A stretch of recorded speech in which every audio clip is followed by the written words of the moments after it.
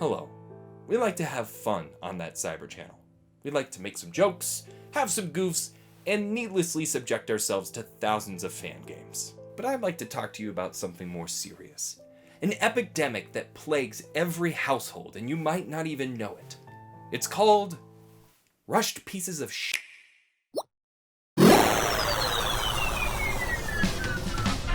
Hello everyone, and welcome to another episode of that Cyber Channel. I'm Dan Cybert, and why does 2019 continue to torment me? I mean, I have full control over what I cover, but that is not the point. Have you ever played a game and went, wow, this game is a little unfinished? Well, this is not that game. This game is beyond that. Originally, this was going to be another collection video. That is, until this beautiful trash heap arrived. I blame Alyssa and producer Evan. They're the ones that suggested this. Vroom in the Night Sky was released on April 5th in North America for the Nintendo Switch, less than a month after the initial release of the Switch, leaving it as one of the few first indie games you could get on your new console. Vroom was developed by Poisoft, which up until now had basically developed games for Japan only. The one game they previously released worldwide was Curse Sploosh for the Nintendo 3DS, which received fairly positive reviews. Such is not the case here.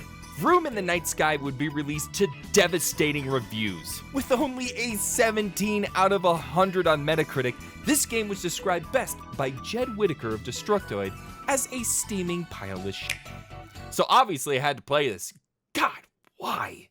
I'm not terribly excited about this, and why should I be? Everything about this screams pure hell, which is saying something because I've literally been to hell when I covered Doom. But I'm going to be doing something that only a beautiful bearded bastard could do.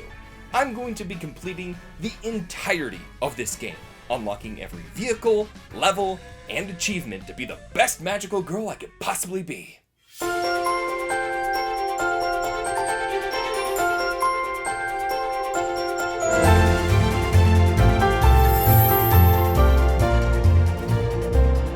Look, I transformed it to Don't Give a Crap Chan. Let's just play this shit. Here we are starting this game for the first time. I've selected my user and we're greeted by Kochin, who asks, are you the first time to play this game? God damn it. This game is littered with mistranslations, as you will see in abundance throughout this video. We're asked if we'd like a tutorial, which I'll pass. I think I can figure out the complex workings of Vroom in the Night Sky. Or rather, I did it on stream and this was my reaction to it all. Are you the first time to play this game? Are you the first time to play this game?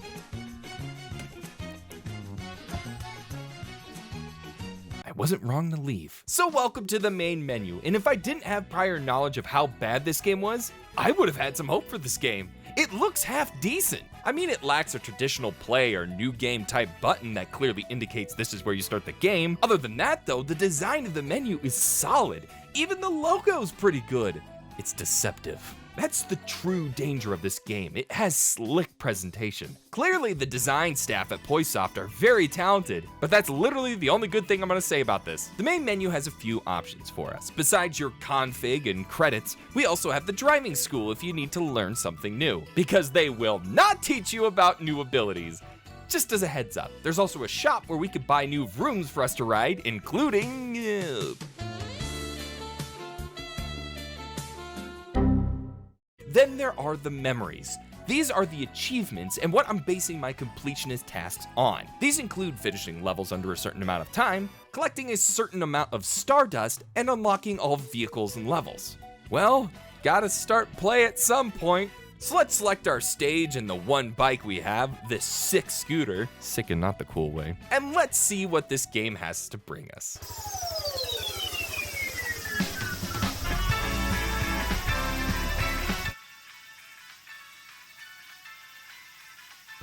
Internal temperature's rising, and his heart rates are off the charts!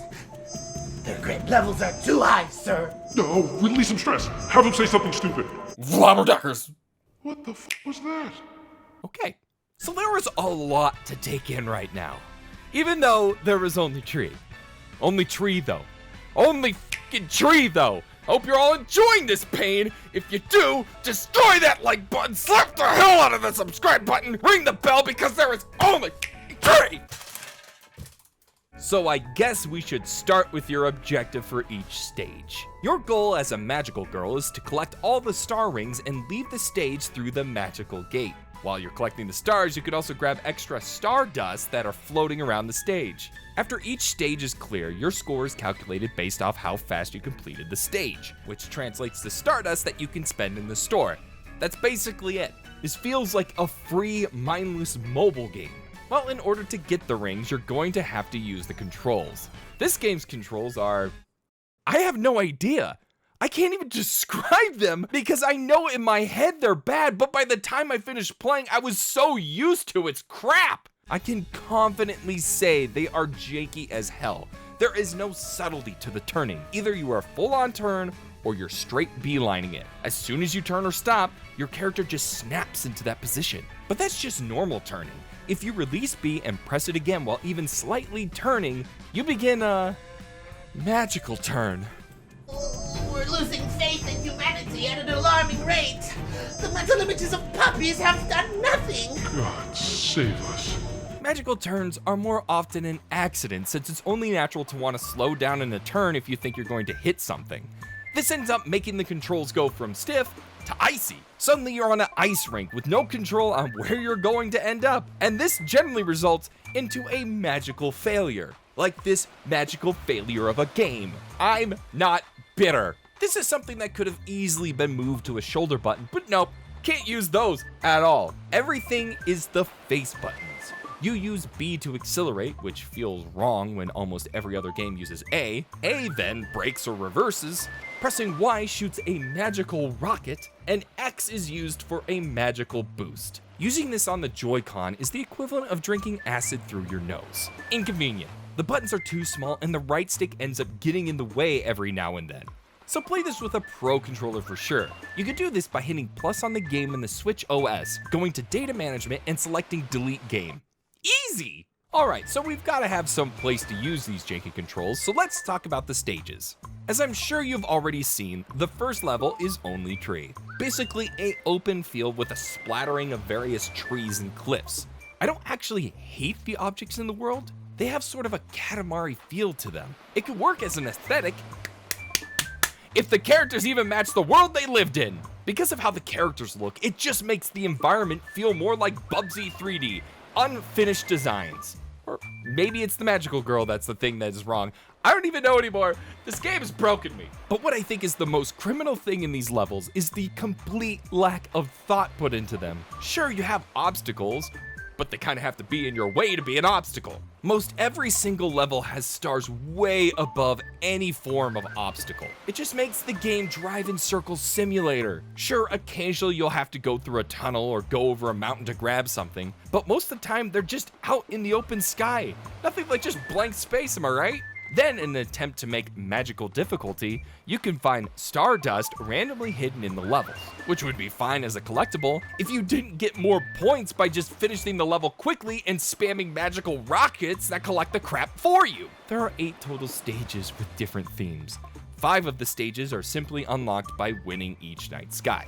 Easy. The other 3 are unlocked through achievements, which we talked about earlier. These secret levels are supposed to be more difficult and fun, but they left out the fun bit and the difficult bit. Night Sky of the resort mood is just a beach. The sky, yes, real level name, is just the sky with a few planes in it. And Night Sky of Chaos is pieces from every stage just randomly thrown together. Which, by the way, starts with these buildings here who just kind of randomly bounce. I sat for like 3 solid minutes watching, and they just fall over and then randomly launch up into the air. So, you know, cool. Also, there are boats in the sky. Let that sink in.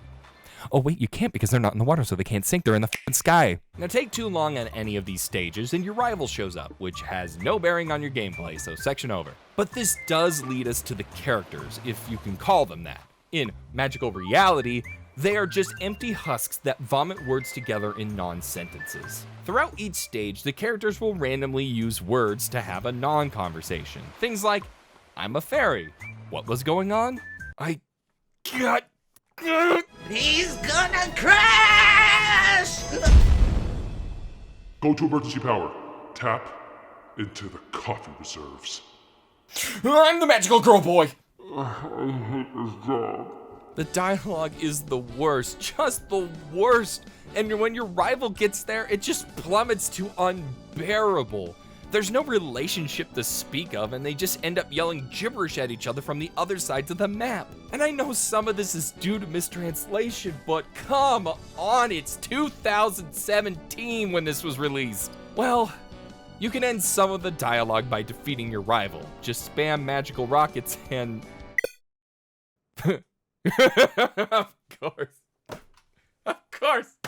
Of course it did.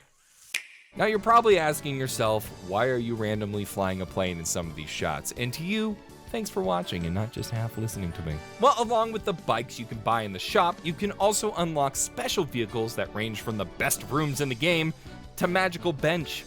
I look back at writing this script and realize these are literally the dumbest sentence I've ever written. Now I go into details about the rooms in the shop, but they're literally nothing more than speed boosts, and they have a bigger magical tank so you can spam more magical rockets. However, pretty early on you can unlock the magical airplane, which has the best stats out of every other room, so just unlock that first and the rest of the game is insanely easy. Which finally leaves us with completing this game. What does it take to complete this game 100%?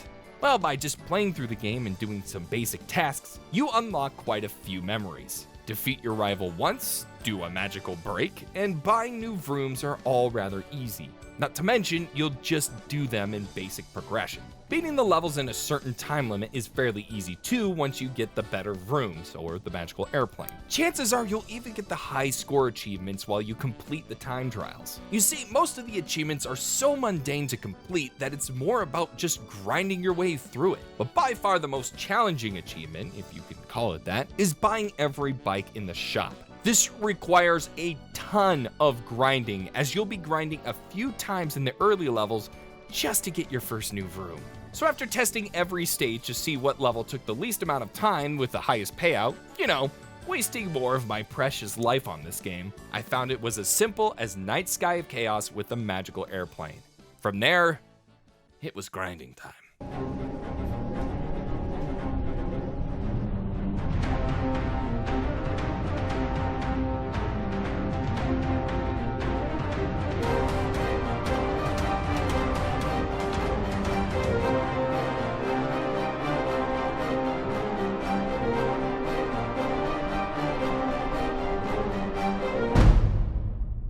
Finally, after I kid you not 45 minutes of my life doing the same bullshit over and over again, I finally bought every Vroom in the game. Clearly, I have spent more time than this game deserves, but I've climbed this magical mountain. I've dealt with the crappy controls, terrible level design, and general word vomit. So what did I earn? Coachin', tell me your secrets.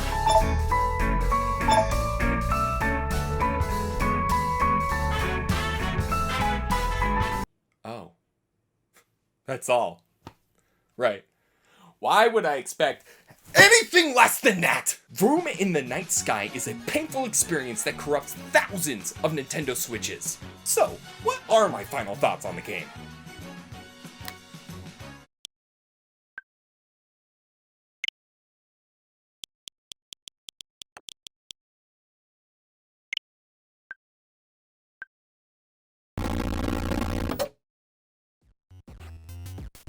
Thank you everyone for watching my pain, and if you enjoyed it, consider becoming a channel member.